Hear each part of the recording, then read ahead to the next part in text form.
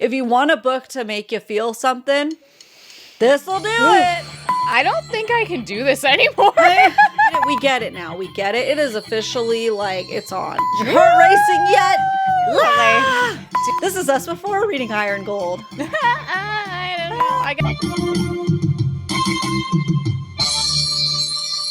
Welcome to the Besties in the Books podcast, guys. I'm Liz. And I'm Ashley. And welcome to our 4th episode in this Red Rising bonus series. You guys were asking us to read it for so long, and we are so sorry it took us as long as it did because we're freaking obsessed.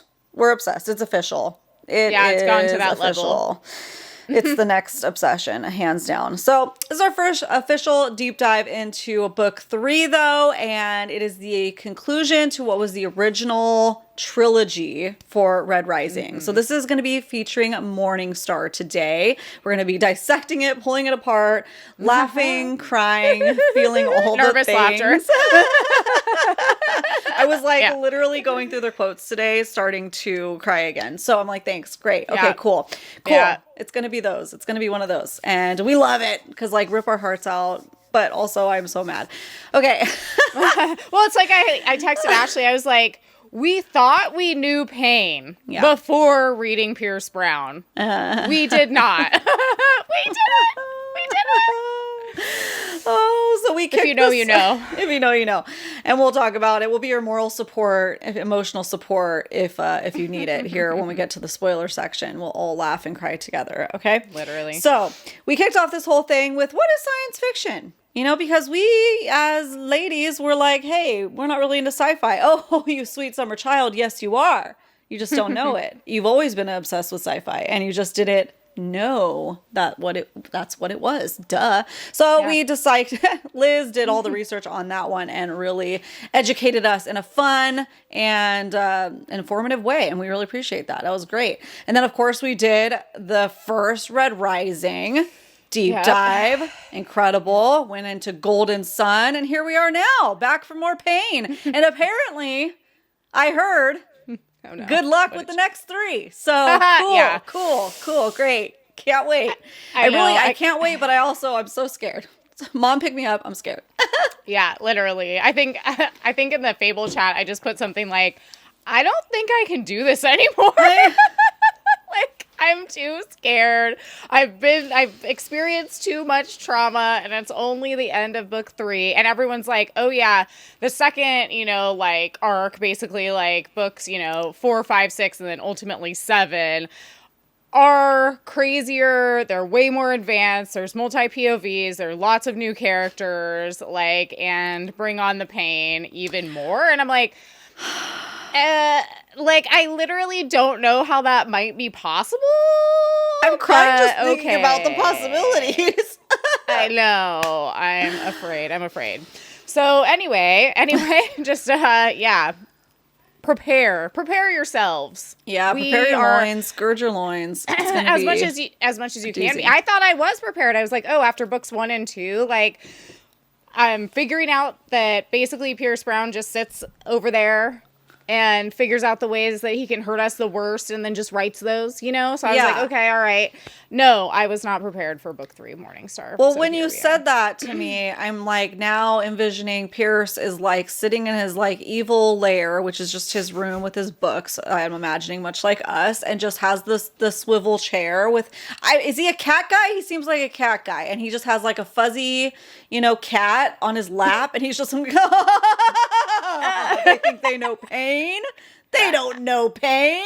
And that's what I envision now. And I think he brings some great joy. So good for you, I guess. It's the villain from, what was that? Is it Mr. Gadget? Is that what it was? Where he has the arms that shoot out and Inspector Gadget. Inspector Gadget. Yeah. Mr. Gadget. I don't know. You lost me on that one. Yeah. But you know how the villain is literally that. He's just a guy who sits at his desk and pets a cat. That's Pierce. Sorry. That's literally who it is. Yeah, it makes sense. Or he just writes down what could be the worst possible things that could possibly happen, and he writes them on little Post-its, and then he just sticks them on a wall and just throws darts at it and just writes those things. Yeah.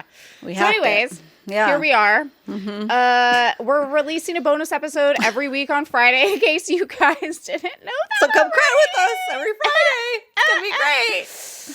Yeah, as of recording this, we have not started book 4 yet, so we don't know necessarily at all what that will bring, but I'm sure, I mean, stick around for next Friday, where I'm sure we'll just be, like, slowly passing away. Yeah. But yeah, so here we are, all 6 books. We'll end on our 7th episode, but I did write in here, what did I say? I said, honestly, at this point, with the level of intensity that this OG trilogy has brought us, it's kind of leaning towards we might need its own wrap-up episode. Yeah. TBD, but like the next 3 books are longer. Yeah. And what we've heard, it's crazier. Lots of POVs. So we'll see. But we will be basically bringing you Friday episodes until we've wrapped up all of the existing books and then potentially ranked them all in a separate episode. But we'll see. Yeah. So yeah, today we're just going to be deep diving into Morningstar, the conclusion of the original trilogy, and book 3. And we'll be, you know, talking about the fantasy versus sci-fi lens. We'll give you a little bit of, our spoiler-free, obviously, reviews to start off with. So first, 15 minutes-ish max will be spoiler-free reviews, spice rating, who we'd suggest it for, and a little bit of lore, which will be cool. Fun facts about the Red Rising fandom, franchise, whatever you want to call it. But before we get into all that, we just wanted to say thank you so much for being here. Seriously, thank you so much for taking time out of your day and your book to come and hear our thoughts on this infamous series.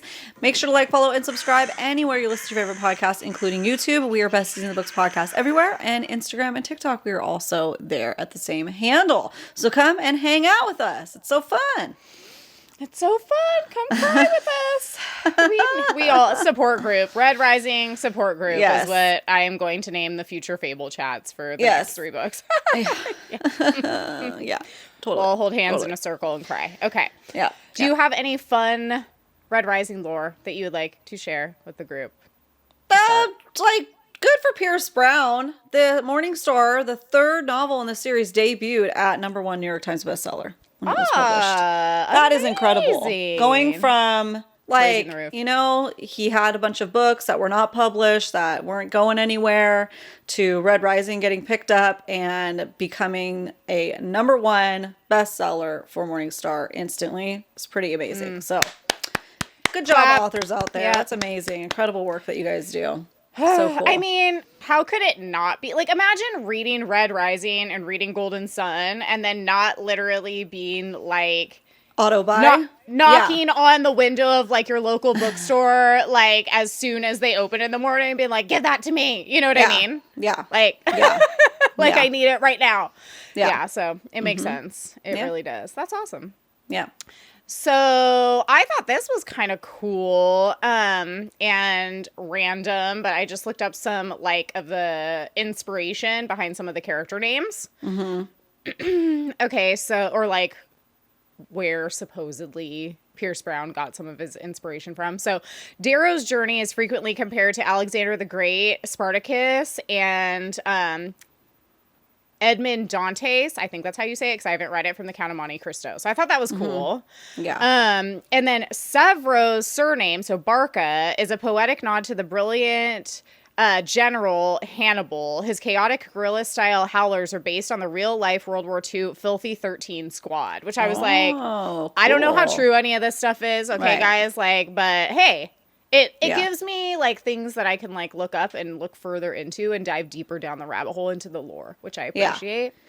And then I thought this was cool, so I'm going to probably butcher saying this, but Cassius takes his name from Gaius Cassius Longinus, the historical figure who assisted in the assassination of Julius Caesar. Ooh. Whoa. What does that mean? What does that mean? What does that mean? I know. Wow. I thought that was cool. Yeah. And then also, for any of you Good Will Hunting fans out there, again, there is a part in the book where Mustang tells Darrow, she says, it's not your fault, it's not your fault, it's not your fault, it's not your fault, 4 times, referencing Sean Maguire, played by Robin Williams, comforting Will Hunting in Good Will Hunting. Mm. And there's actually a lot, I think that's one of the cool things that I really like about these books, there's actually a lot of, pop culture references, woven in. as well as like all of the kind of like mythology lore too. So I was like, that's really cool balance. Yeah, So for sure. Yeah. Yeah. Very nice. Very nice. All right. Well, here we are at our spoiler-free reviews. Yeah. Mm-hmm. Yeah. This is like one of those that like I'd rate infinity stars if I could. You know what I mean? Oh, yeah. Yeah. Yeah. Infinity. Yeah, infinity stars, 5 stars, because that's the highest that the internet will let us go. Yeah. I mean, if you've made it to book 3 and you're considering not reading it, like, I couldn't be you, but, like, just Literally. read it. Like, I don't know how you would sleep at night, literally. But definitely, obviously recommend this book to anyone who is unsure if they should, like, continue on with the series. Please read it. Oh, my goodness gracious. And then, yeah, I mean, just the series in general, I'm going to just recommend it to everybody from now on forever, because this it's right book, up there.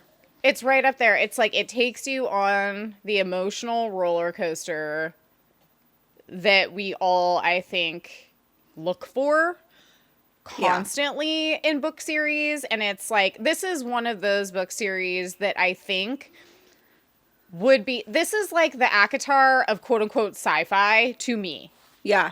Like, Totally. that's what this is. And it's like, I feel like it has the potential to be the quote-unquote gateway drug for so many people. Like, maybe ACOTAR wasn't your thing. Red Rising would probably be your thing. You know what I mean? It's like, if you don't love both of them, one or the other will do it for you. But I definitely think that I will just be, like, screaming from the rooftops forever for people to read this. You don't think that you like sci-fi? Hey, just read it and see what happens. You know what I mean? But yeah, this book specifically, I would say, like, the emotional roller coaster that it took us on, the political subterfuge was insane. If you're a Game of Thrones person, like I am, it's like Game of Thrones level in space, so brutal. Yeah. And the character development was excellent. The found family, one of my favorite found families ever. Yeah. Yeah, I mean, without getting into spoilers, like, there was very, very little that I didn't love about this book, aside from the fact that I think that Pierce Brown is just, like, you know, causing us all emotional damage and destruction. Yeah. Mm-hmm. Yeah. Here we go. Infinity stars if I could, so I'll have to do a solid 5 stars, because that's all they'll let us rate it. Okay, this is officially my favorite book so far in the series that I've read. So it's number one, and then book 2 is number 2, and book 1 would be number 3 as far as ranking goes for me so far. Yeah, they're just getting progressively better, which is how it should be. It's what I want and more. You know, he brought us what we want and more. I didn't know what to expect at all going into Red Rising. Really didn't. Knew it was sci-fi. That's it. So I get it, you guys, that were telling us to read it. We get it now. We get it. It is officially, like, it's on. This book is the make it for me. 100%. Because I was in it. But I feel like, okay, book 1 was, like, definitely our introductory, right? It had that Hunger Games vibe to it. The characters are younger. They're, you know, dealing with those younger emotions. We're aging with the characters, and I really appreciate that. And then book 2, I really enjoyed, but I was still trying to, like, understand the political systems and the names, because they're more Greek and difficult for my brain. But, like, now, okay, I'm completely warmed up. I'm in it. I understand everything that's happening. So that also helps. And yeah, it's just...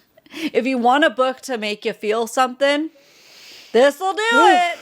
Yeah. It's perfect. It's perfect. It's perfect. We'll just put it this way. It's like, you know, I have, my right leg has a gigantic, like, SJM tattoo on it, right? That centers all around Nesta's sword, Ataraxia, and then everything's kind of, like, around that. So I've got, like, Throne of Glass, ACOTAR, Crescent City, all this stuff, and Hunt's Wings, all that. I literally was texting Stacey, our tattoo artist over at 7 Stars Tattoo in Eureka. Go see her. And I was like, you have to read Red Rising because I need Darrow's sling blade on my left leg with all of the Red Rising stuff around it to match. It's like, that's how much I love this series where Yeah. I'm just like, it needs to be on my body forever. It has affected me just as much as A Court of Silver Flames, just in a different way. And so, yeah, obsessed. Yeah. Yeah. So Yeah. obsessed. She said she's going to read it. I'm so excited. Yeah, Stacey, you're going to love it. Everybody's going to love it. Go read it. If you haven't yet and you're still trying to get the feelings, guys, just do it. Don't listen to the spoilers. We give you permission to exit stage left and go start picking up this book and read it. And just trust us. Just trust the process. Trust it. Literally, Yeah, please. so good. Please just do it. Okay, so should we just get into spoilers, including the 5-sentence summary of Doom? Of Doom. We gotta do it. Let's go. So, guys, spoilers are coming. Save it to your playlist, watch it later, and come back when you finish the book so you don't get anything spoiled, because that is the whole thing of it. You can't be spoiled on this stuff. Don't do it. Don't do it. Not worth it. This is something that you might stick with you and ruin it. I think it would. If I heard the spoilers for this, it would have ruined some things. So don't be like us and say, well, I'll forget, because I do forget a lot of things. This one I will never forget. Never forget. Agreed. So Never forget. get out. Or stay and be ruined. Whatever. I'm not your mom, okay? But it's time. Don't say we didn't warn you. For at least the 5-sentence summary, if not more. How'd you do? Oh, I mean, I put everything into a quote-unquote 5-sentence summary format. Yeah. That's all that matters. Yeah. But it's a lot. Good luck. A lot happens. Yeah. Yeah, this is like I said before, it's Game of Thrones level political subterfuge where everything is important and it's hard to just cut stuff out and be like, oh, that won't come back around later. Really? It probably will. So, yeah. And so anyway. And I will have new characters to talk about, places and things too, after the 5-sentence summary. So we can go into that. If you guys need to skip ahead, if you're looking for certain information in this episode, there are chapter markers. So you can skip to the characters if you need to. You could just hear our thoughts if you don't want the summary. But listen, Liz puts a lot of hard work in that. Let's hear the summary. We're excited. It breaks my brain. Oh, before we get into this too, it must be stated for the record, since we always do this was a less than 1 spice. Yeah. Okay. Yeah. It's go time. All Bring right, it. it's go time. I apologize in again. advance for the chaos, but listen. Yeah, I mean, here we go. Can't do any better than this, I feel like, unfortunately. I did my best, and that's all we could do. Okay. Morningstar by Pierce Brown. Darrow is rescued by 2 undercover Sons agents named Holiday and Trig, brother and sister, after being dragged out of the box that Adrius had been keeping him hostage inside for the last 9 months, aka his dining table, and outright torturing him for 3 because Darrow had finally reached his breaking point, and rather than let him unalive himself inside the box, Adrius was going to hand him over to be experimented on by Octavius Carvers. But he was found because Severo, who refused to believe he was dead, and who has been leading the resistance as Ares, insisted they continue looking for him after his public execution was broadcast across the galaxy. Severo and Ragnar ride a gigantic drill up through the ground and dramatically rescue Darrow, Holiday, and Victra, who is also alive but being imprisoned and tortured by the Jackal, after they are almost caught and Trig is killed by Asia, and Darrow wakes up to his family, including his uncle, who is actually alive. Severo and Dancer fill him in on the Second Moon Rebellion, which includes 67 moons that Mustang now leads, and the last year of war he's missed, including the fact that Roke is now being called the Poet of Deimos because he controls the whole of the Sovereign's fleet and is undefeated in battle. There is open rebellion and warfare happening across Mars and other areas. A faction called Red Legion, led by Harmony, is now massacring every high color they find, and the media is being used against them. However, Severo did manage to get the video of Darrow being carved out to the masses, so that was the major catalyst for the war. Now he will not only be a martyr, he'll be a messiah come back from the dead to lead the people to freedom. One. What? It's like, oh, this is so crazy. Okay, here we go. Experiencing it all over again. Okay. Darrow begins to be pulled out of his hopelessness as he talks to soldiers and sees how much his presence bolsters them in their cause. So he sends an emissary to speak with Mustang, has Mickey get him back to prime health. Victor joins the Sons after they hash out their murky past, and Severo initiates Darrow, Victor, and Holiday into the Howlers pack. Their first mission to crash the economy when they find out that Quicksilver is Adrius's silent partner. They break into Quicksilver's compound and find Mateo, who Severo beats because he assumes his betrayal of the Sons.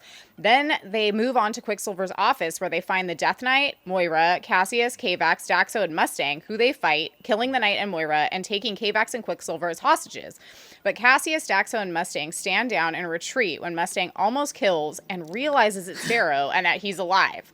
They flee, jumping off the ship into space, almost dying, but being picked up successfully by Holiday. Then Kavax explains that Orion saved almost all of Darrow's crew and fleet, who now fight alongside Mustang, who is on the rebel side because she believes in it, not because of Darrow. And they were meeting with Quicksilver because they are losing the war, and he offered a deal where Mustang becomes Arch-Governor of Mars, everyone is pardoned, and some reforms are made, quote unquote, but the Empire will still stand. Ultimately, they learn that Quicksilver was indeed working with Fitchner the entire time as a founding member of the Sons, and Severo and Darrow hash out their power dynamics, forgiving each other and rallying the Resistance, making their first broadcast together, revealing that the Reaper lives.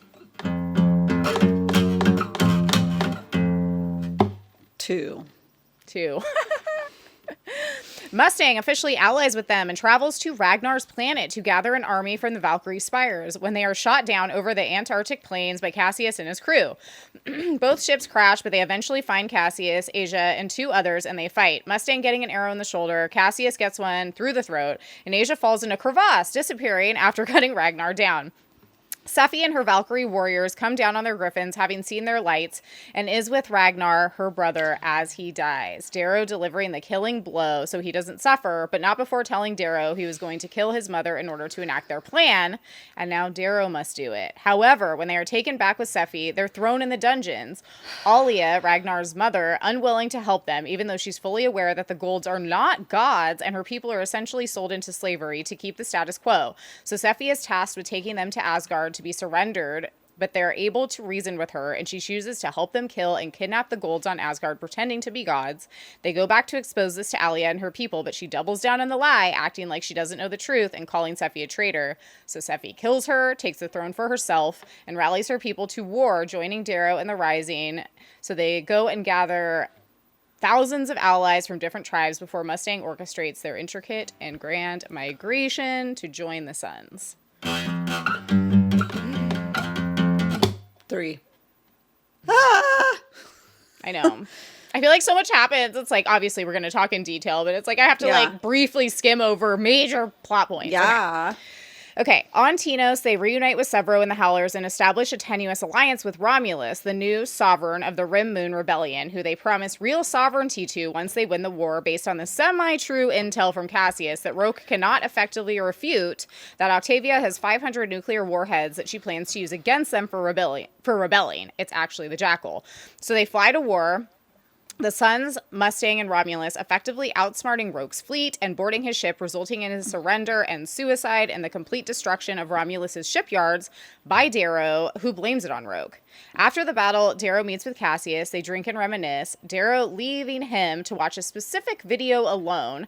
Meanwhile, Victor catches up with and takes Victoria's entire fleet, killing most of the Golds, but throwing Thistle and her sister in the dungeon for questioning. But before Thistle can give them any info on what Adrius might be planning, Victoria kills her, and then Victor beats her almost to death. Darrow gets a comm from the Jackal, who executes his uncle Nero, and this creates chaos and discord among the Low Colors, who are now turning on their Gold allies. Mustang calls in saying that Darrow should get to her ASAP. It's chaos, and Sephi is leading the Low Colors, and Cassius is taken hostage by them. But Severo makes a grand gesture to hang himself after hanging Cassius, so Sephi cuts them down, recognizing his point that they have to be different to create a new world. They're patched up.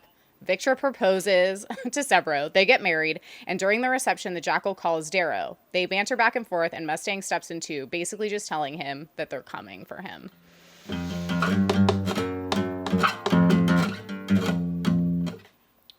So stressful.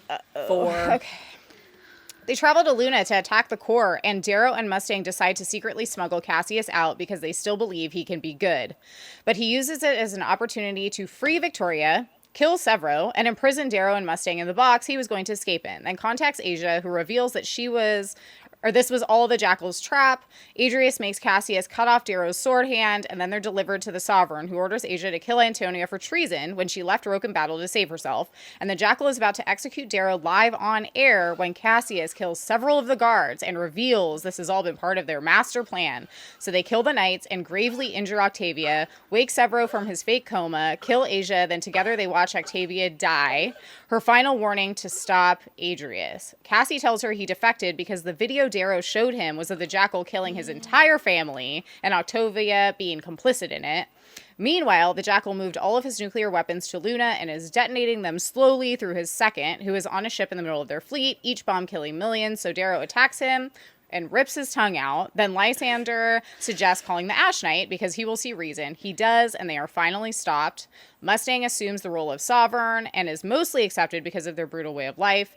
Adrius is hanged, and the survivors, aside from Cassius, who takes Lysander away to raise him away from politics, try to figure out how to move forward. They abolish the color system, and Mustang introduces Darrow to their son, Pax. Is your heart racing yet? Dude, that was so much. So many things happen. Apologies for the chaos, but there was no other way.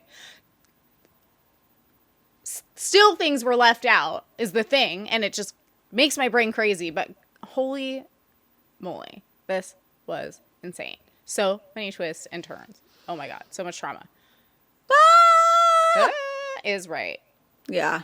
So wow, thank you, Liz. Great job. Holy smokes, it's only going to get worse from here, so I know. Good luck. Crow speed.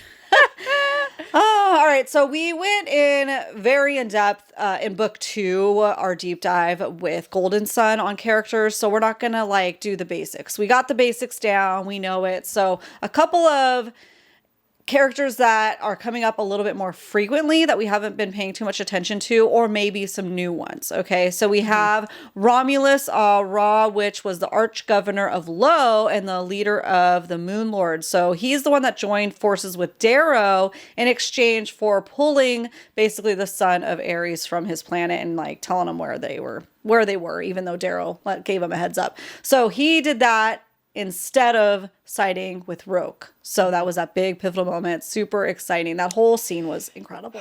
But then Darrow technically double crosses him. Yes. So we'll see if that comes up later, because he did use Roke's ship as the one to destroy the shipyards. But I get it. I get both sides, because he didn't want him turning on him right after and coming for him anyways. And he said something like it's going to take him 50 years to rebuild those shipyards. So, we'll see. That might come up later. I don't know. I mean, I'm worried. Romulus knows. I mean, because they had that discussion at the end where basically it's like an agree to disagree situation where it's Romulus gets his sovereignty as Darrow promised, but then he understands that Darrow blew up all of his shipyards, but they kind of just kind of give each other a stare down and then move on. You know what I mean? Yeah. So we'll see.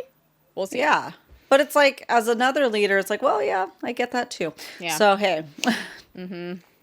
All right, and then we have Regulus Sun, which we find out is Quicksilver, and not only is he Quicksilver, but he is the co-conspirator that was alongside the son of Ares, which was Fitchner. So he was the moneybags, okay? As an extremely wealthy Silver, he funds a lot of what was going on with the son of Ares, including Darrow's gold transformation. So that was pretty cool, finding all those pieces. Yeah, he gives them a lot of the tech, supplies them with a lot of the tech and has a lot of, underground connections. Yeah. Which I love that, because it makes so much sense. So it's Fitchner couldn't have been the only one running the show. There has to be different, just like we have with our found family that we have right now, there's different strengths and weaknesses. So I like that he explained that, and it just makes sense. We have Sephi the Quiet. So Sephi is sister to Ragnar, R.I.P. the daughter to Aaliyah. I think that's how you say it. I don't know. Yeah. Aaliyah, the snow sparrow. So she had sworn a vow of silence when Ragnar was given over to the gods. And so that was a big pivotal moment when she spoke for the first time. So people listened. That's for sure. So a key leader also in convincing the other Valkyrie clans and tribes of the Antarctic to join the rebellion. Yeah. So big deal. I think she's going to be also a major player in the next couple books. And yeah, Aaliyah is no longer, since she chopped off her head. That was great. Love her for it. Yep. Then we have Lysander Loon. So he is the grandson of the sovereign Octavia and heir to the House of Loon. He reappears. So he is also kind of a bit of like peace in between the rebellion and the sovereignty, as we see him play out his role at the end of this book. And that was really exciting. So he always has like, he's idolized Darrow in the other books, like mentioning he had been watching his tapes and things like that. So it'll be interesting to see where his character evolves or devolves, because he could still go either way. So we're seeing right now he's a nice neutral middle ground that can see both sides, but he's also young. So I'm nervous, but I'm also hopeful.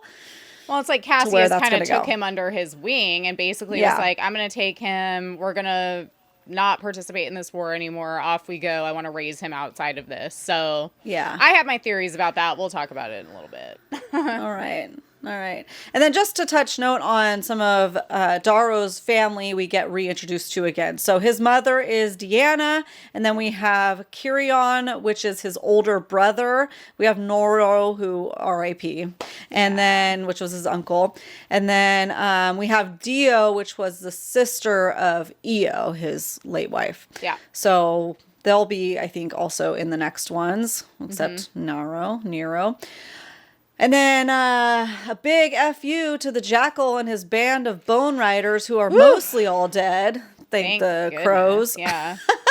Which was Antonia, dead. Blech. Thistle, dead. Blech. She was a previous Howler, so that was a sad moment. But also, like, yeah, hey. Extra double middle fingers to her. We do have, and obviously the Jackal's dead. Good and dead, so... That's awesome. Yeah. But Lilith is still around. Yep. So she was the one operating the bomb. So what is going to happen with her? I'm scared. I'm nervous. Oh no. Because she also is strong. She wasn't just a follower. So I'm definitely nervous about where that's going to go. Because I also think she's a psychopath. So yeah, for sure. You'd have to be. Yeah. For things, I only put the ship Morningstar because I just felt like that was an important moment. It was an important thing. And I didn't realize this at the time, but when I was researching it, it is the largest known warship in the Red Rising universe, at least up to this point. So that, I think, is monumental. And it's the Millennium Falcon of Red Rising, basically. Yeah, it's amazing. So they named the ship Morningstar after they commandeered it in the battle against Roke. So it's very exciting.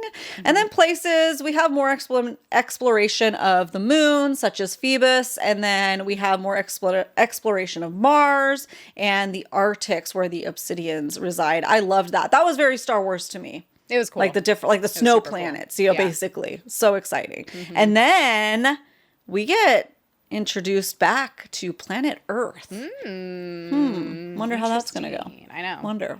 Totally. Weird. I'm like, send me back to space. It's crazy here. Let's go. Yeah. Well, and then don't forget our new packs, which is Mustang and Darrow's son that we meet at the very end. Yes, I did forget. I didn't forget, but I did because, he's not talking yet. So, we have packs. So what's going to happen there? I mean, I'm excited. I was wondering how this book 3 was going to wrap up in such a way, you know what I mean? To where it's like, why is there this differentiation between books 1 and 3 and then the rest of the series? So I love that because it just, we're going to be sped up a bit in the next set of books. So we'll see how it goes. From what I was reading, and unless I'm confused, but I think the next book is 10 years later. It is. It starts 10 years later. Yeah. So Yeah. Pax will be, Interesting. like 10 and a half. So we'll see how it Yeah. goes. We'll see 10 how and it a half, goes. 11, something Yeah. like that. And Lysander's going to be much older. Yeah. I'm thinking he's probably around that same age, 10, 11. So he's going to be 20s. Yeah. Like, yeah. what is that? What is that? Everybody's going to be older and wiser and maybe more badass and stronger. Maybe different sides. People are going to change again. I don't know. There's so many ways you could take it. Well, it's like, I love that we get the time jump, though, because we get to see, okay, Mustang becomes the new sovereign. We get to see how they are actually changing things and what's actually transpired, because if it kept going in real time, it's like things are so like change so slow. You know what I mean? Yeah. So I don't think that would be realistic to be able to like actually understand like how they're rebuilding society for better or for worse, and you know, making new enemies, new friends, whatever. So I am excited for that time jump a lot. Yeah. Yes. Yeah. So what was your favorite part of Morningstar?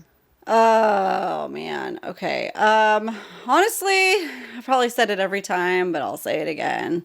Basically just Severo and all the silly things he says and does. Even though he's flawed, he's still that comic relief that we need in such dark, horrible, horrid times. Yeah. So the specific part that sticks out to me though is when Severo had taken Darrow's eyes when he thought he was dead. So He even asked at one point, like, do you want him back? yeah, it was Forever? so cute. I have the quote and everything. Severo, I lean forward. Your eyes. He leans in close. Do you like them? Bloody damn. Did you get carved by the best of the business? Do you like them? They're bloody damn marvelous. Fit you like a glove. He punches his hands together. Glad you said that, because they're yours. What? Says Darrow. They're yours. My what? Your eyes. My eyes. Oh, do you want them back? Severo asks, suddenly worried. I can give them back. No, I say. I just forgot how crazy you are. I love that. Oh, and then he laughs. Good. I thought it might be something serious. So I'm okay to keep them. And he said, finders keepers. I love that. He's like, basically, I wanted to be close to you, so I took your eyes. I'm a little crazy, and Hey. why not? Yeah. I love that. I love it.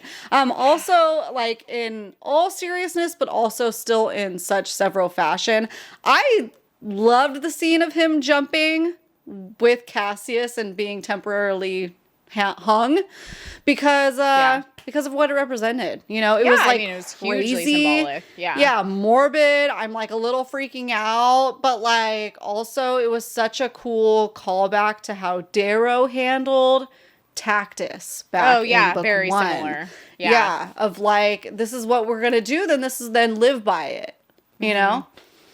So it was such a huge moment, and the way Pierce wrote it was amazing. Yeah. It was Well, it crazy. established it established with Darrow back at the Institute, like that loyalty from Sephi, because she was like, oh, I get it now. Yeah. Like, I understand what's happening here. Yeah, that was huge. Yeah, and it's like, oh, you know, yes, obviously he's a bad dude at this point, Cassius, but like if you're gonna make him live by these rules, then all of us need to live by those rules. So Severo says, I'm a murderer too. Then you better kill Off me we too. go. Here we go. Off we go. Yee. So Hope it I know. works out. Hope you get it so I can get chopped down from this news. Yeah, right. Crazy, And it works. though. It works, Crazy but son it's of a gamble. bitch. Love him. Yeah, It is. yeah. Mm-hmm.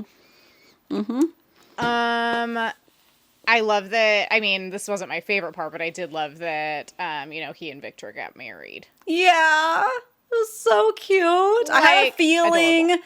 like something that would be their type of relationship, because he like said, I love you, and she's like, stop being weird or something. Yeah. What did she Yeah, say? Like, yuck.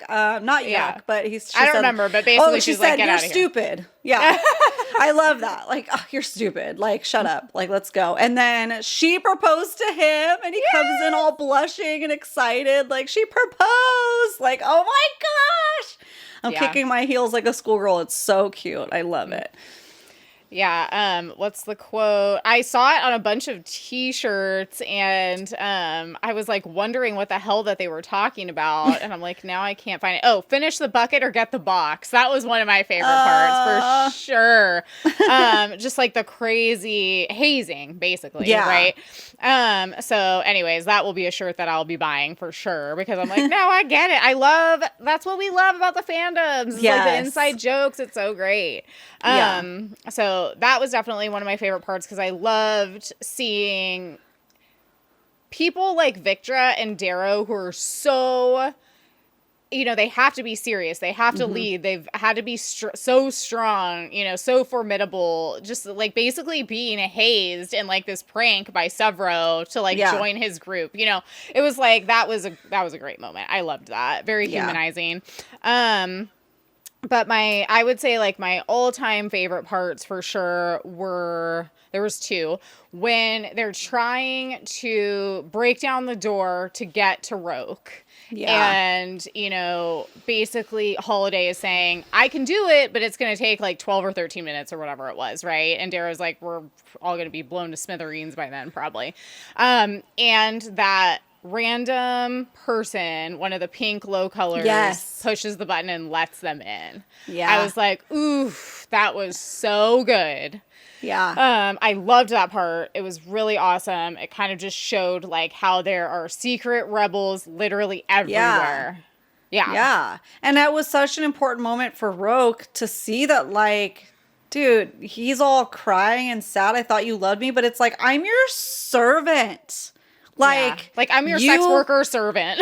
I would not be here if it wasn't for having to live within this structure you guys have created, and you want to act all almighty because of your fancy words. It's like Delulu, like you're literally delusional. I was rooting for Rook to like figure his shit out, and he just didn't. And so like, okay, bye then. Like, I didn't want him to go that way, but it is what it is. So. Well, he just doubled down on the old school philosophy. It's like at the core of himself, like he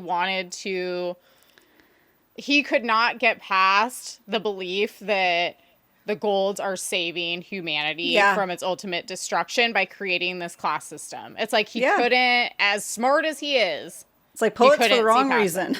Like, it's like you can't see the forest for the trees, and you think your shit don't stink. You literally think that you're high and mighty. And you are quite literally above everyone. And you are just doing your God-given right to be in this position. And it's like, you're so not. It's crazy. So I did love that part. My other favorite part, which I was glad I remembered because my memory came back when I was doing all the quotes, was when Victra... So when Darrow makes the call to bomb the docks and the shipyards that Romulus has, and he knows that he's going to have to kill hundreds of thousands of, if not more than that, of low colors to do that. But it's like a sacrifice that they believe needs to be made in order to prevent more death from happening in the future. And he's really mentally struggling with that choice. And Victra just looks over at him and says, share the load. This one's on me. And she does it. That was one of my favorite parts, because I feel like those are the moments where it's like the found family part becomes so important, because you just see like what we're creating here and like the kind of bond that they have. And she is willing to make that, emotional sacrifice for Darrow so that he doesn't have to carry the weight all by himself. And I was like, wow, like that was really meaningful to me. So those were the two. I mean, there was a billion parts that I liked, okay? But if we're picking out a couple, like those were the couple that really stood out to me. For sure. So, what about your least favorite part? I mean, Ragnar's death will do it. Ragnar's death. Yeah. I couldn't believe, I could, but I was like, really? I thought we were going to have Ragnar forever, I thought he was going to be here with us through the journey. I mean, we have Sephi, so I love that. because parts of Ragnar obviously live on. However, Yeah. that was terrible and sad and the worst ever. And all his final words, and just like, he was such a protector. I love him so much. I was crying in the club hard with that one. That was one of those deaths that will go down in reading history for me. For sure. Oh, yeah, and he like- says, I put this quote down, "I will give Io your love. I will make a house for Yes. you in the vale of your fathers. It will be beside my own. Join me when you die." He grins, "But I'm no builder, so take your time. We will wait." I gotta do it again. I'm gonna cry again. Yeah. That was the one that I was writing down when I was crying again, doing the quotes. I also appreciate, though, that his death isn't meaningless. You know, that no, Pierce not is at giving all. us our time to cry. And that, yeah, we do see pieces of Ragnar in his sister. And it was, unfortunately, it needed to happen probably because of, like, to be able to get all of these people to join the resistance. Oh, for sure. Like, it was he was such the a catalyst he was to the get catalyst. that moving. Yeah. It was symbolic. It meant, like, it maybe is what made that be able to happen. Had he lived, maybe things wouldn't have been able to go the way that they went. So Yeah. it's like, fine, but I'm so mad at you, Mr. Brown. Yeah, it was brutal. It was so sad. It was so brutal. Yeah. And the fact that Darrow had to basically bestow upon him the killing blow so that he did not suffer. Yeah. Ooh. Yeah, it was a rough Yeah. time. Yeah, I also put thinking that Cassius sucks for real. I was really struggling with that. I was like screaming at that in the Yeah. Fable chat because I was like, this whole time, man, we've been rooting for you, even Yeah. though you've been playing for the wrong freaking team. And like, we thought you would come around. And like, what are you doing? Like, we really have to hate you forever now? Yeah. Like, you killed Severo, and now we can never forgive you, and you will never be redeemed. Yeah. And I was like, I was so mad at it. And then when he makes, like, the, you know, when it's revealed that he, in Yeah. fact, has been working with them the whole time, I was like, oh my God, thank God. Yeah. Okay, that's my question to you is, did you think Severo was really dead when it first happened? I was in denial, but yeah, I Yeah. thought that Severo was really dead and that was going to be essentially like the rift that would forever make Cassius and Darrow enemies. Like, Okay. I was like, okay, so this is how the line is gonna, because the line needed to get drawn in the sand with Cassius one way or the other. Yeah, yeah. And so I was like, oh, okay, this is what's happening. Like, literally, they're going to be on opposing sides forever. This blood feud is never going to end, even though we were all hoping that it would. And so I was in denial, but I was like, okay, I guess this is what we're dealing with. And then when he came back around, I was like, oh, thank God, they're going to be best friends again. I'm Yeah. so excited. Yeah. Yeah. So yeah, I did think that Severo was dead, and I was really, really sad about it, and it was horrible, but I'm so glad that he's not, and that Cassius gets to have his day. He gets to have his redemption arc. Yeah.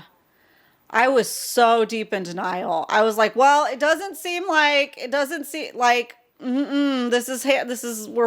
know things are happening really fast, but I don't know. Darrow it's just not the reaction I was expecting from something that monumental. So I was deep in like, la la la la la, it's gonna be fine. Somehow I don't know how it's gonna work out, but it's gonna work out. Severo can't be dead. Like, it's not, no, I refuse to shed a tear. It's not gonna happen. He just got married. They're the best. I have to continue reading about his story. It can't end here. So I didn't like think enough ahead. I was just literally like, la la la la la la la. No, not gonna happen. No, it'll work out. But I was kind of thinking it would be weird, but I wonder if the Jackal was gonna kill, because I know he wanted to be the top in power. I figured he was gonna take his moment to actually shoot the Sovereign. The Jackal. So I kind of forgot Cassius was in the room with us, TBH. I was like, well, he's just a dull dud now and he's stupid and he turned on him. So that's what I was, and I was like, dang it, I don't want a redemption for the Jackal because he's just he's too far psychotic. gone. He's too far gone. Yeah. There's no way. So I was screaming. I was listening to the audio, folding laundry, and I went and sat down and I like re-listened to that whole like orchestrated, synchronized swim of like a thing, and it was so incredibly satisfying. Yeah. So good. Yeah. I mean, the way that I was basically like, the world does not exist to me for the last like 300 pages of this book or whatever, 250 pages. I was like, literally no one talk to me. I'm going to sit here and hyper focus. And I'm so glad that I did because, oh my God, like the way it played out was just perfection. But yeah, I mean, I'm glad that the Jackal did not get any kind of redemption because he did not deserve it. I do feel sorry for Mustang because brutal. That was brutal. That must have been very emotionally horrific for her. But it was a full circle moment. But she wanted it too. She's been saying it for years now. You got to kill the Jackal. He is crazy. So yeah, for sure. Yeah. So yeah, so glad that we get to see Cassius come around in the future books. You know, for better, for worse, but I'm hoping for better. So we'll see how that goes. But yeah, oof, what a emotional roller coaster that was. It has to be hard. Like that's why I love this series so much, is because it's really making people face inward, especially that are the higher colors, to see how the system is working against them as well. And that has to be just obviously, as Roke struggled too to see it. And he was so damaged by the system that he couldn't even see it. It's like Cassius needed all that growth, and he needed everything spelled out for him to finally see, like, there's not, like, they murdered your family and they don't even care. Like, the last thing you cared about. Well, it's like, that was the thing that I was struggling with the most, was like not Googling like, WTF did Darrow give freaking Cassius to watch? Like, what is that? Yeah. What is that? What is that? The whole time I'm just hyper fixated on like what happened. And then obviously when we find out, it was the footage of the Jackal killing his family, and then literally the Sovereign just being like, okay, whatever. You know, I was like, okay, that makes perfect sense. But yeah, you're right. It's like, that's exactly what Cassius needed to basically like seal the deal. It kind of seems like perhaps anything else that had happened up until this point should have been enough, but I get that it was like so deeply ingrained in him. Yeah. But yeah, I mean, I love that. I love a good, you know, yeah, well, arc. it's being told your whole life, this is what you're being told, and you trust these people and everything, and then you have a rebel coming in and trying to convince you otherwise. It's like, well, for their gain, right? It's like, I don't know, like, it's a gray area, so it's hard for them to see it. Oh man. Wow. Well, favorite character, Liz, who stuck out to you this time? I literally like couldn't choose one. I was like, I love Severo, I love Victra, I love Darrow, I love Mustang, I love, you know what I mean? It's like, what do you mean I have to pick a favorite character? I can't. Like, I love Ragnar, like, you know, it's, even though he's gone now, R.I.P. But yeah, I mean, there's just so many freaking good characters. It's like the found family as a unit is what makes this book, what makes this series. So I had a very, very hard time choosing one person, but I guess if I had to choose one, I would probably choose from this book, Victra. I think. Nice. Yeah. But that is very hard to do, and we're splitting hairs at this point. It's like, I really want Mustang to be my favorite character, to be honest, but I feel like we still don't know her on a deep level. I agree. Yeah, I agree with that. I do feel like I know Victra more than Mustang sometimes.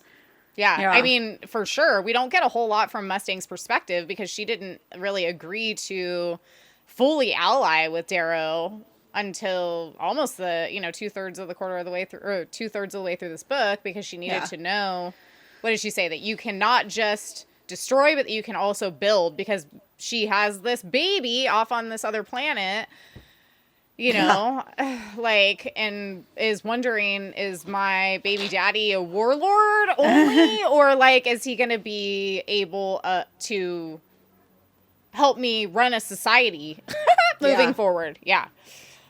So I really, really want to get to know Mustang better. And I do know that moving forward in the books, we do get some of the story from her POV. So I'm looking forward to that. Awesome. What about you? So for the same issues that I was having with that, I decided to do a standout new character to me that I haven't talked about yet, because she's new. I love Sephi. Love her. She's cool. She's super cool. Yeah. That moment where it's like, okay, this makes sense, and it chops her mom's head off. Boom, you're dead. Like, she saw what she needed to see. The proof is in the pudding. Like, okay. And then she just takes her crown and just plops it down, sits on that seat. All right, let's do it. I love that she was willing to go to Asgard and actually see what was going on. Like, she wasn't so bullheaded that she was like, you guys are making it up, you're idiots, I'm just going to kill you or throw you into the dungeons and not listen to you. She was like, let's go check it out. Yeah. And she was like, oh. Like, she was open-minded enough to understand that change was necessary and was willing to unlearn some things, which says a lot about her. Yeah. Mm-hmm. Yeah. She's a cool character. I agree. Really good. Yeah. It's great. Loved it. Yeah. And she was also willing. Yeah. She is the perfect amount of willing to grow and change when presented with new information, with Cassius and Severo, that whole scene too. Just like, okay. Like, I don't like it, but I get it, because she's used to operating under one set of rules. And now we need to look at the whole picture here. Yeah. Yeah. Mm-hmm. Yeah. So obviously we both hated the Jackal and the Sovereign. Any other shout outs you want to give to least favorite character? I mean, Aja, for sure. Like, this is all your fault. Like, Ragnar's death is your fault. I hate you so much. How do you keep slithering your way out of here? I know you're like the best, and it took like 4 of them to take her down. I know. So she is a badass, but for the wrong reasons. Imagine if they had her on their team. Side. Oh my gosh. I know. I was like, really? She fell into a freaking crevasse in Antarctica where there's like cannibals and crazy monsters and shit. And like literally she still comes back. Yeah. How? Secret, like shoot off into space boots? I don't know. Like what? I know. You have to suspend disbelief for a minute, but golly.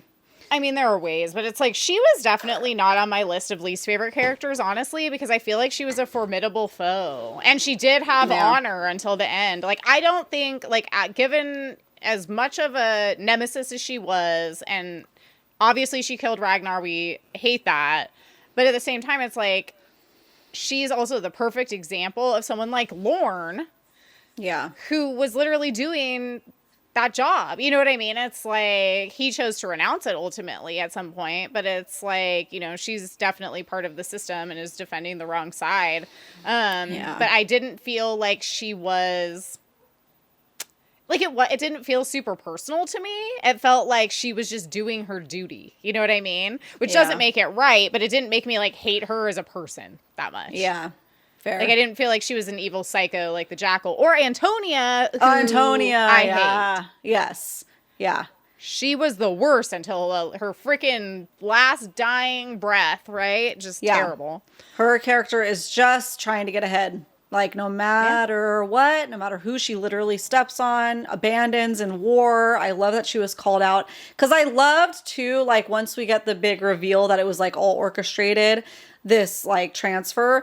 Because then they killed Antonia. Like, that was great, Yeah.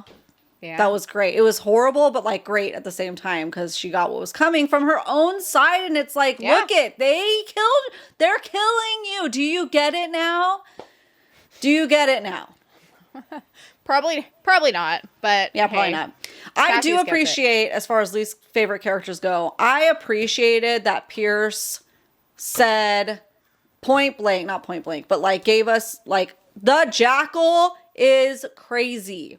He's not a smash. Like, there's no redeeming qualities. He is like just literally like, what is it called? Diagnosably a psychopath. Like, he doesn't care about any sides except his own. It's literally a game to him. And he has said it over and over. So I appreciated that the characters could also see that, like, oh, he's crazy. Like, he's actually bad guy. When we found out that, because, we get this intro for the first few chapters or couple chapters or whatever, right, of Darrow in this box or in this, I pictured him in like a dungeon, right? Like, he's in a dungeon in a basement. It's dark. He's locked in this cell. It's very small. He can't move around a lot. Like, he's literally going insane. He's been in there for 9 months. And then just to find out that he's literally been kept inside the Jackal's dining room table for 9 months.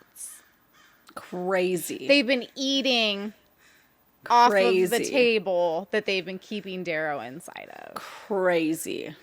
He thought he was going crazy, and that's why he was hearing voices. He was hearing voices because he was right there. Yeah. Like, that is diabolical and reminded me a lot of another main character from a popular series who gets locked in a box. Yeah. And yeah, that was, you cannot redeem the Jackal. I agree with you. I love that it was very, very cut and dry that way. Also, shout out to Ragnar's mom for being sucky too. Because, listen, you know that everything is lies, and you're like, whatever, we'll just keep the status quo going. It's fine. Yeah. It's cool. Gross. I'm glad that didn't have to get dragged out too much. Yeah, same. Yeah. Same. Okay, well, what about some tropes that you loved? Trojan horse. Loved that. Loved such a huge reveal. What I picture in my head when like it all got revealed and like Cassius turned on them and turned on, the Sovereign, and everybody starts orchestrating this different, unveiling their scheme. It's like that song. Yeah, totally. So that's what I imagine. And then he like jumps onto Severo and is like, wakey, wakey, goblin. Boom. Like, and well, that was a very like Pulp Fiction moment or whatever. So like cool. with the stabbing with the needle of adrenaline or whatever. And then he wakes up and they're like, our plan worked, dude. Like, we got to get going. Yeah. Can you imagine? Like, like crazy. Oh my gosh, it was so crazy. And I appreciate that it didn't like go 100% smoothly. Like the whole scene was so perfectly done. Well, it was because we were all like, oh no, is Cassius, now that we know he's good, is he gonna die? You know what I mean? It's like, is Mustang gonna get gravely injured? Like, what's gonna happen in this like whole thing? Yeah. Yeah. So it was beautiful. So Trojan horse. And then with that, it's like literally all tied together, but character redemption with Cassius. Like officially character redemption. And then this time, fake out death is in my favorite tropes because don't you dare take Severo from me. Don't. Well, and it was done so well as part of like this. It's different when it was planned. Yes. That is different than like, someone's gonna almost kill off this character. We're gonna think they're dead, and then they're just gonna come back. It's like, no, they literally planned it this way. Yeah, and then it makes sense because I was just like, I don't know, like Darrow isn't like reacting the same way. That's why I refused to let myself react, because it's like if Darrow's not like, I don't know. I didn't figure out that it was a scheme, but no. Like it makes sense that Darrow wasn't like freaking out because if we ever lose Severo, Darrow's gonna freak out. Yeah. So I think it would have been different if like we got all these fake like tears from him or just a response, because we're getting his complete point of view. So even though we're not in on that part of that conversation and that orchestration as the reader, it was just so well done. It was so well written. Yeah, totally. Yep. Yeah. What were your favorite three? So, yeah, I had plot twist, so similar, redemption arc, similar. And then I have to keep putting found family in there because that's one of my favorite parts about this series. Yeah. Just growing stronger and stronger. Family's growing. It's beautiful. Beautiful thing. What about a least favorite trope? Something that you really just didn't like? Important character death. Like, I get it, but it hurts, and I get it. I would say I wouldn't change it, but I would. Yeah, I know. It's hard with someone like Ragnar because it's like, we understand why it was important, but at the same time, like, I feel like, I don't know, could we not have achieved it through some other means? Like, we had to kill Ragnar off. We all loved him. Like, I don't see another way, but I hate it. It sucks. Yeah. So, what was yours? Well, mine is, I don't even know, like, what you would even call this trope, so I just put it under foreshadowing as, like, the official trope. I just put not killing Lysander. Because I agree with Severo. I think that they should have killed him. Interesting. Maybe that's an unpopular opinion. However, or maybe I watched too much Game of Thrones. I don't know.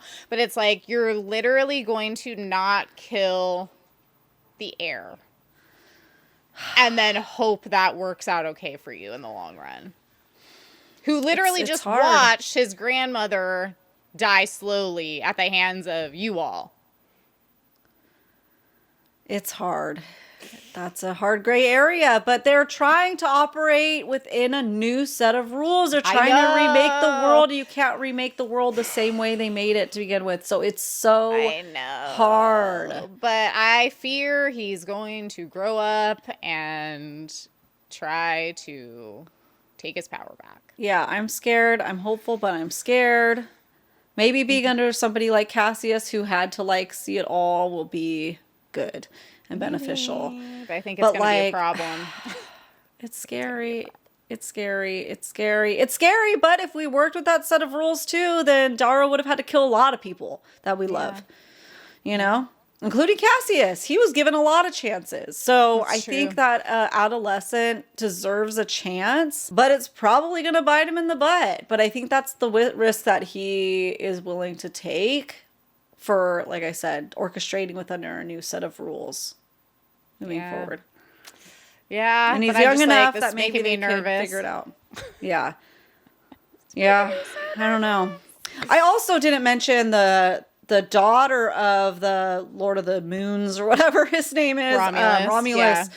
I wonder if the daughter's going to come back too. I think she is. That was like that little side conversation that they had. Yeah. You know? She's basically, she's like aware of everything that's going on, but they think she's too young and immature to know what's going on. So they let her listen to everything. So I think she's creating, like she's becoming her own person, and it's not exactly what the society would agree with. So I think she's going to become an important character in the next books as well. At least I hope. Well, because we're looking into the next generation, so that would make sense. Yeah. Yeah. So possibly an exciting opportunity there. Mm-hmm. Also, I forgot to mention this because I had put it as like a side tangent. We'll just include it in things that I didn't like in general. Mm-hmm. Okay, so this is like a nitpicky thing, but it bothers me, and I don't know why. I do know why, but I don't know why, and I don't know if it will become relevant. But there are several instances where basically like Darrow explicitly says out loud, I have a couple quotes here, that essentially like he is relying on Mustang to be his moral compass. And that concerns me. Yeah. On a lot of levels. Like I understand like being support, being a partner, being a ruler together, being all of those things. However, it's like, okay, so this is one quote. Aren't you afraid you're going to break everything and not be able to put it back together? And then Darrow says, yes, I say, understanding myself better than I have for a long time. That's why I have Mustang. Okay, so I was like, ooh, that's a little red flaggy. Okay, so then he says later on, she's with me now, anchoring me among these predators. Without her, I could face my enemies, but I would not hold on to so much of myself. I would be darker, more wrathful. I count my blessings that I have people like her to which I can tether my spirit. Otherwise, I fear it would run away from me. So it's like... Yeah. I get what he's saying as far as like, it's good to have people around you, you know, advisors, mentors that can help anchor you when you're having to make these huge decisions and like essentially rebuild the world, right? But it's like at the same time, it's a lot of responsibility to put on one person to basically be your entire moral compass.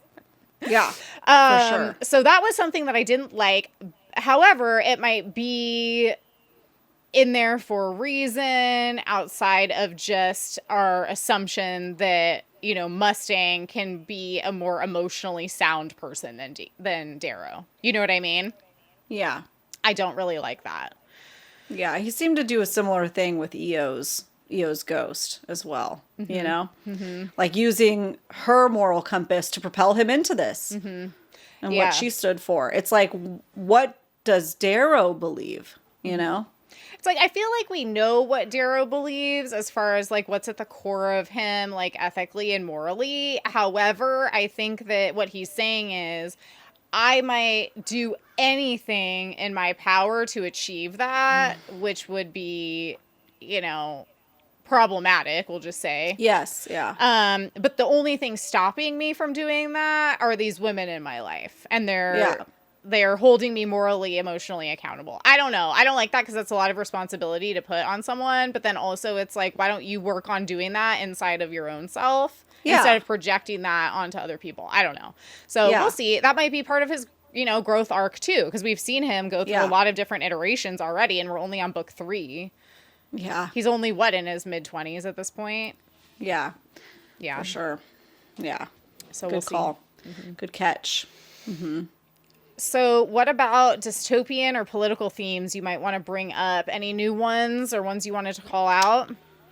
I feel like we got more like ethical like paradoxes in this one with like the bombing of the shipyard. They're seeing the underground cities. They also have to they fall into freaking just bad times. Like the people within these cities, they're like, you know, they're like, hey, no raping and pillaging each other.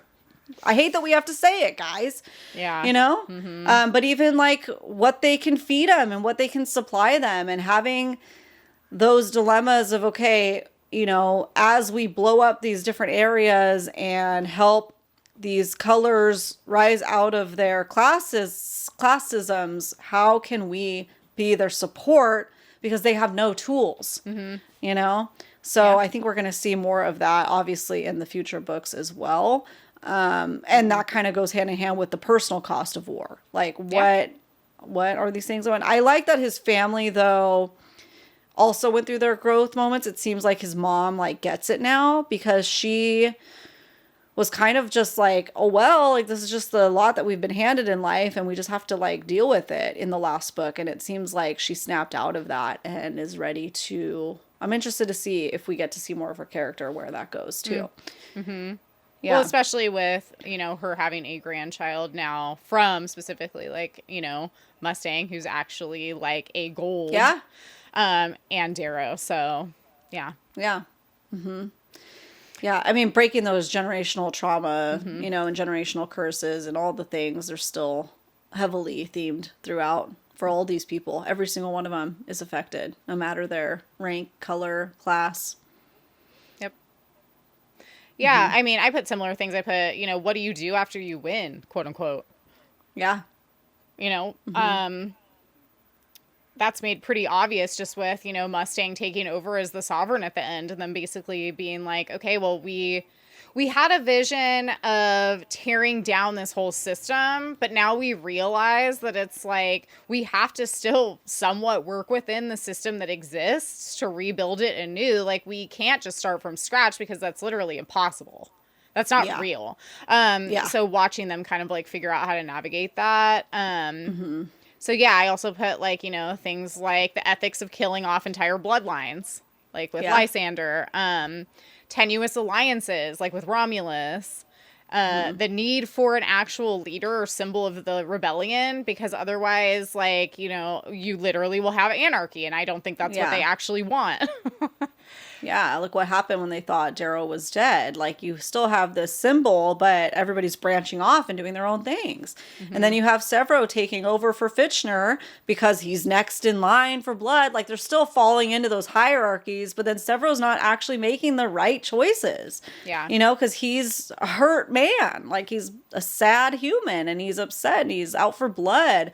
And he didn't, like, fully understand what they were doing, like, at the core of it, because of based on the way he acted. Well, yeah, he was basically like, guns a-blazing, like, let's just, you know, blow up everything and everyone and have anarchy, whatever, let's just tear it all down. And Darrow's like kind of shaking him, like, we need to play this game a little bit if we want to, you know, have the ends, you know, like, justify the means, kind of a thing. Like, if we want to get somewhere that we actually want to be, then you can't just do that. Like, you could, but then what is the point of this then? There's no point.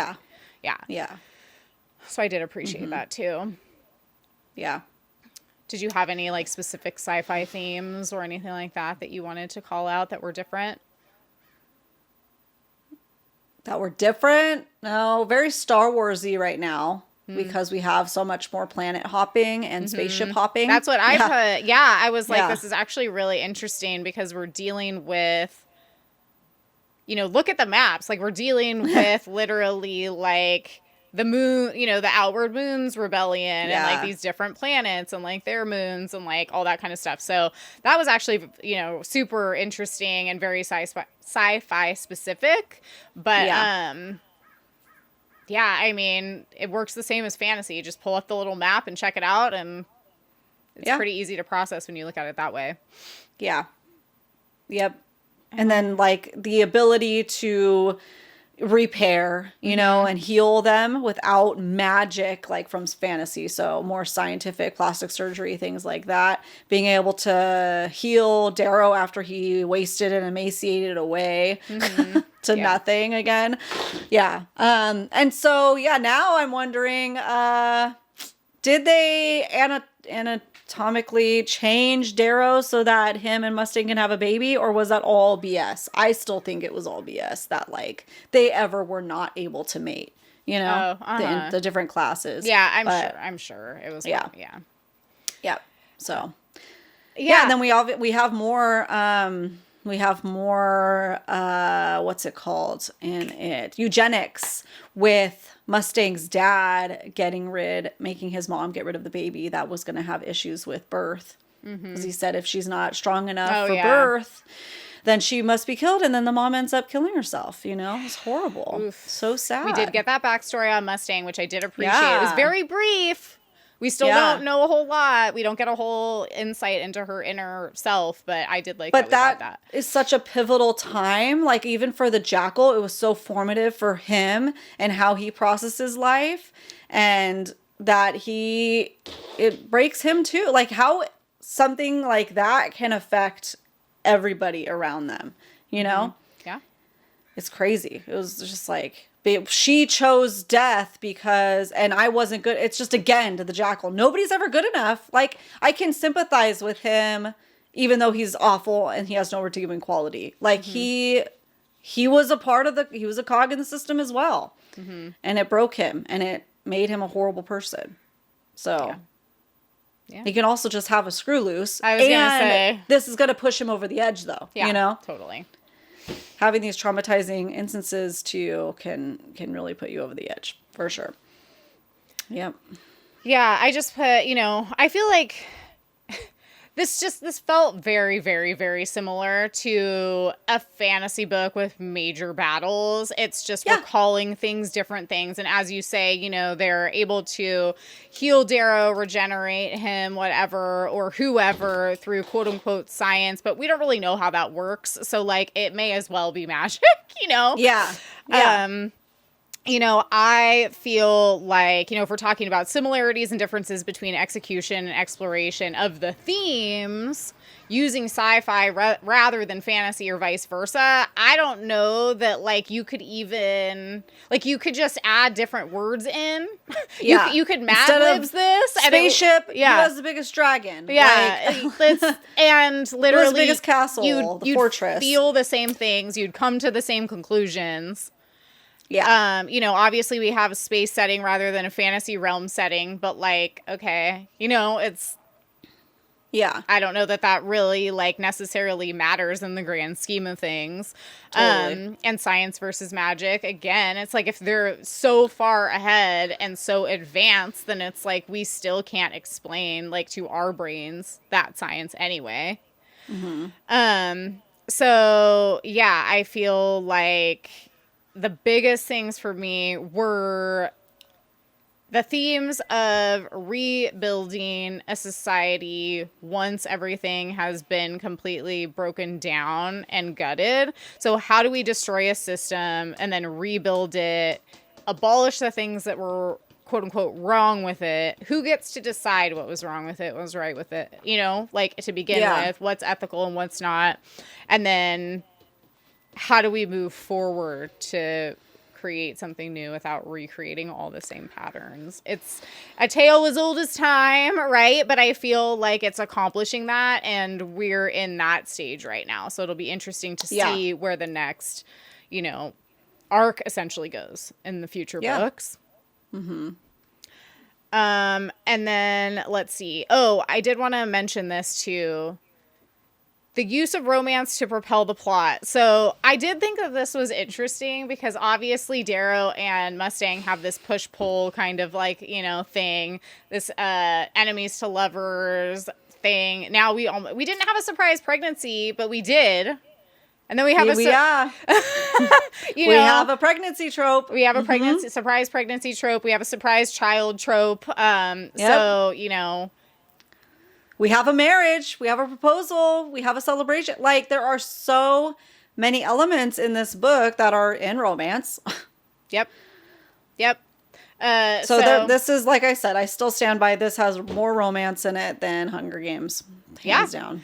Yeah, and a lot of other stuff, a lot of other fantasy books than I read. Yeah, I think the differentiation at this point in time would be there's plenty of romance, and I think that this is made a lot in, you know, quote unquote fantasy that's like written by men is like, or like sci-fi that's written by men is like, it's not written for the female gaze, so therefore we're not getting like this book isn't necessarily spicy, but there's a lot of romance in it. However, I would say that what sets this apart to me is like, yes, there has been specific violence against women in this series. However, I feel like it's been handled responsibly, realistically, and it's not gratuitous. And so, or excessive. And so I feel like that is what sets this apart, in my opinion. But there's definitely plenty of romance. Would it be nice to get a little bit of spice between Darrow and Mustang moving forward, or even Victra and Severo? Like, yeah, for sure. But like, the romance elements are there, and they're definitely being used for the same reasons we always see, which is character growth and development, etc. You know, like it's I love it. I think it's great. Yeah, it's great. And I feel like Victra and Servo are like punk icons. Yeah. Like a punk icon couple. Love them so much. I agree. They're the best. They're the best. But I do want to see more, and I hope that we do, obviously, now that we've got, you know, this little family that's starting. It's going to be so cute. I was so happy for them at the end, honestly. I was like, like, I'm not one for a surprise pregnancy trope. I am not one for a surprise child trope, but like, it just touched my heart. I was like, oh my God, you guys deserve some joy in your lives. Yeah. And I love that she was so like, I'm not going to even tell you about this. I'm going to completely shield our child from this horrific situation until I know what we're working with here. You know? Well, it makes sense. And I mean, he's a fragile dude.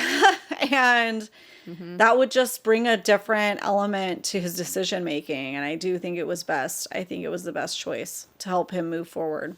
Well, and I like that, you know, Mustang also conferred with his mom. And his mom even said he won't be able to give this the attention he needs, this meaning the war and everything that's going on politically, if he knows that he has this son who he's never met with Mustang that he needs to take care of. Like, yeah, then it complicates their relationship that still isn't squared away. Yeah, totally. In and of itself, you know? Yeah. Yeah. So crazy. I feel like that was all handled really well as well. But to say that this doesn't have romance would be completely insane, especially at this point in time, given like how much of this plot has literally been formed around the love story / interests. Yeah. So, yeah. I also like that it explained where Mustang was for part of that time, and also probably why she reacted the way that she did. If she had known, it sounds like she would have known, at least she was early on in the pregnancy at the time that he confessed to her that he's a red and took her to his home. You know, and imagine her fear in finding that out. That she is pregnant with someone that is at the bottom of the class system, and what is that going to mean for their child, you know? And loving him and wanting it, and like having to leave the situation before you say something that you can't take back and affect him and their relationship, and like needing to process it herself. And forming a plan. So she's a smart cookie. I'm excited to see some more from her point of view so we can get to know her even more. Same. Yeah. I also do love, but find it interesting and a little bit suspect that the last sovereign was a woman, even though we have determined at this point that we're living in a fairly classist society, or a fairly sexist society in addition to classist society at this point. And now Mustang, who is essentially breezed over as the heir of Mars, is now sovereign again. I'm like, what's going on here with this? Yeah. You know, I'm like, I don't know. I feel like I need a little bit more explanation. It's like, I get why Darrow would defer to her because obviously he thinks that she would be a better ruler than him. But it's interesting how so many people seem to accept that, given what we know about like the inherent sexism that they have purposefully implanted within the society on all levels. Yeah. So that is a little bit contradictory to me, but it might also be intentional. So I'm just going to kind of wait and see how that plays out. Yeah, for sure. Yeah. Agreed. So how did this book make you feel, Ashley? Oh, yeah, he ripped my heart out. He stomped on it, and then he laughed at me. Yeah. That's what Pierce did. From his little perch up there, just like, hee hee. Yeah. Yeah. What about you? I literally just I felt completely overtaken by all emotions the entire time. Yes, literally. Literally. Yep. There's just like no better way to describe it. Like the roller coaster was real and true. And as I told Ashley before, like I thought I knew pain from books. No. Yeah. No. Not even. So can't wait to start the next one. I have to read a couple books first, but oh my God, I cannot wait. I'm so excited. Yeah. I'm so excited to get into this second iteration. But I am also fully aware of the fact that the final book is still being written and we're going to have to wait for that once we finish these. That's going to be tough. So are there any unanswered questions that you need to know more about or predictions that you wanted to call out at this time? Yeah, I think we're going to get some of those younger characters aged up like we talked about. Yeah. And I'm ready to let the story unfold to me. So nothing unanswered that isn't supposed to be. I think it does make sense. That's what I was going to ask you. Did it make sense for it to be a trilogy and be done? Yeah, because it's one of those books that if he decided to not return to it, use your imagination, go from there, because it's hard. Like, we as people don't have it figured out. You know, so he has to figure it out that's complicated. It kind of ends very similarly to like the cautiously optimistic, slightly morose, but hopeful ending of like the Hunger Games. Yeah. It has that tone, you know, where it's like, we don't really know where we're going to go from here, but the people living it don't know where they're going to go from here. It leaves it open-ended to where you could write, prequels, you could write sequels, you could like do whatever you wanted with it, but it left it feeling settled enough in a way that I think a lot of us can accept because of the fact that we don't even really know what the future would look like anyway. Yeah. Exactly. So not any unanswered questions that, like, I would keep everything exactly the same. I am very concerned that Lysander lives, and I think that is my biggest prediction, is that is going to come back badly in the future. Because I feel like it always does. But maybe. But that could be said wrong. about any of them. Like, then do you go around murdering any of the arch governors? Because I know they were holding them against, you know, whatever they did with them, just imprison them for their crimes against humanity. But they were also generations old. You know what I mean? Like, they went far back generations. So how long do you reprimand the families that were the leaders, you know, of the machine? So that were also, so it's hard, it's a morally difficult dilemma, because if you kill Lysandra, then do you kill, you know, Venus's archgovernor's kids? Like, do you kill, I know the Sovereign is different because she was so fierce. I saw the Sovereign as a different entity because she wasn't the leader of only one planet or moon or faction. It was like she was the top. So to me, it was like, if Lysander is the only living heir of the person who is literally in charge of all of the, for lack of a better way of putting it, planets, realms, whatever you want to say, that would be the person to take out. Because then that would effectively be like, no, we have, you know, wiped out the possibility of any type of person from the old ways coming back and, you know, Kylo Renning us, basically, in the future. Yeah. But, it's tricky, though. But who knows? Maybe he will change my mind. Yeah. Maybe he'll change my mind. Yeah. But that's not an unanswered question. I mean, it is an unanswered question, but it's not like one that obviously isn't there on purpose. No, it's there on purpose. It's a prediction for you. Yeah. You think it's going to be bad? Yeah, I think it's going to be bad, but I am open to the possibility that I am proven wrong. Yeah, you hope you're wrong. Yeah. Yeah. Yeah. So I would say we're excited for the next one. We're excited for the next trilogy installment. Yeah. Like, I literally cannot wait. I cannot wait. I wish I would have started it already, but I cannot yet. I'm trying to be responsible and not just cancel my whole life and finish everything. As soon as possible. This is going to be impossible, but let's share some quotes real quick. I'll share a funny one and then three real ones. But Severo will just say, you know, I had to include one of his funny quotes because this one literally made me laugh out loud. He goes, "Oh boyo, you look like you slithered out of a skeleton's rickety cooch." Yeah, I'll do a funny one too then, because it's the best. "You troll," Severo shouts. "I'm a terrorist warlord. Stop throwing me. You made me drop my candy." We needed that. So it's also what makes the book so perfectly well-rounded to me. Mm-hmm. Sweet spot. Mm-hmm.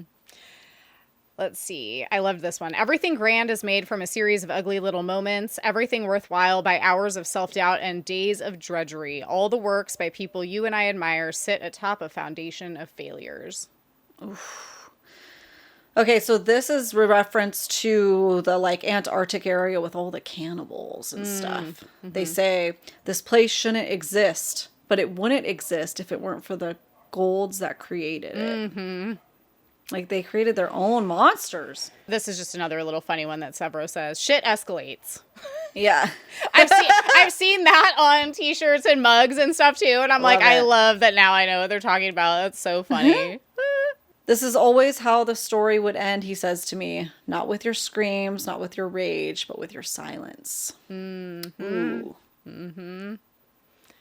This one was good. "Suffering isn't real to them. War isn't real. It's just a 3-letter word for other people that they see in the digital news feeds. Just a stream of uncomfortable images they skip past. A whole business of weapons and arms and ships and hierarchies they don't even notice. All to shield these fools from the true agony of what it means to be human." Oh, so crazy. Oh my gosh. Mm-hmm. See the parallels. I could do like 1 million more. I know. I could do 1 million more. You guys know. We could do it. There's so many. There's so many. The Reaper has come, and he brought hell. So good. I loved this one because this seemed very, very relevant for us right now. "They gave these screens to us as chains, and today we make them hammers." Ooh, yeah. "Man is no island. We need those who love us. We need those who hate us. We need others to tether us to life, to give us a reason to live, to feel." Mm-hmm. Yeah.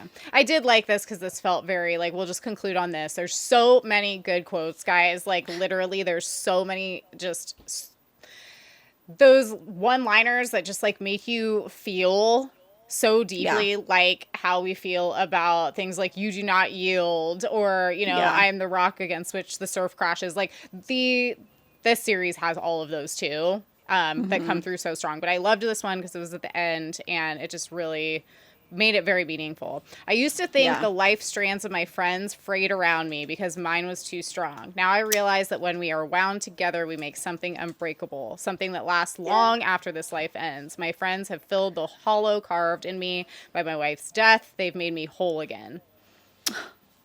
Oh, yeah, that'll do it. Yeah. Mm-hmm. Well, reviews, guys. Everybody loves it. Nobody regrets reading it. Just do it. I mean, Well, yeah, as of this morning, let's see. The Goodreads situation was excellent, of course. So it has 257,415 ratings as of this morning, and it's staying strong at a 4.55 stars. Yeah. Yeah. And Audible is even higher at a 4.8 stars. 54,000 ratings. Should be more than that, but there is a dramatized, I can't ever say that word, sorry, dramatized audio split up into 2 parts. So that's also mixed in with the ratings. It was great. I listened to the audio. It was fantastic. I love the narrator. The narrator is So good. excellent, and I did immersive reading for almost the whole thing. Since I was making so many notes and highlighting so many things, I have a very hard time doing that only on audio.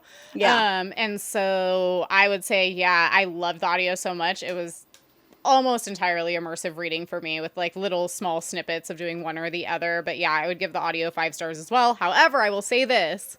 I did buy on an Audible sale all of the Red Rising audiobooks because they were all like on sale for like less than $5. Yeah. But that being said, I am going to try Iron Gold, which is book 4. I'm going to do the dramatized audio so that I could report back to you guys because I've heard it's really good too. So we're going to do a tester and see how that goes. Yeah. Yeah. Yeah. Well, do you have any bonus questions for me or anything that you wanted to add? No, I'm good. I've said what I needed to say. Probably not enough. I could talk about it forever. I'm obsessed with it now, and I can't wait for the next one. Yeah, I mean, Red Rising is now my entire personality, and it's literally, like I said, it's like another one of those book series that is like ACOTAR, Crescent City, Throne of Glass level obsession, Plated Prisoner level obsession. I think about it all the time. I can't wait to get into the next book. I feel like I always feel weird and uneasy at the end of filming these episodes because of the fact that I feel like I could talk about it for 10,000 million more hours. But it's like, you guys get it. If you're here, it's because you read it and you wanted to scream with us about how great it is. So Yeah. I can't wait. This is right up there in a first to recommend when somebody asks for book recommendations. Oh, for sure. Read right Red Rising. Just read book 1. That's what I've been telling my clients. I'm like, because they ask me what I'm reading, and I'm like, I'm reading Red Rising. Just read book 1, go into it blind, and hey, if by the end of the book 1 you don't want to continue on, then maybe it's not for you. However, I cannot see that happening to very many people. Yeah, for sure. All right, you guys. Well, thank you so much for joining us today in this discussion of Morningstar. Make sure to like, follow, and subscribe anywhere you like to listen to favorite podcasts, including YouTube, because next Friday we are bringing you Iron Gold. I'm scared. This is us before reading Iron Gold. I don't know. I guess I'm okay. I don't know how it's gonna go. I don't know. And so see what happens next time. We're just gonna start the episode crying. I don't know. I feel like that's how we started this one. So maybe the tears will keep flowing, or maybe not. I don't know. We'll see. We'll see, and you guys will see, and we'll all see together. But before that, we will see you next Tuesday. Bye.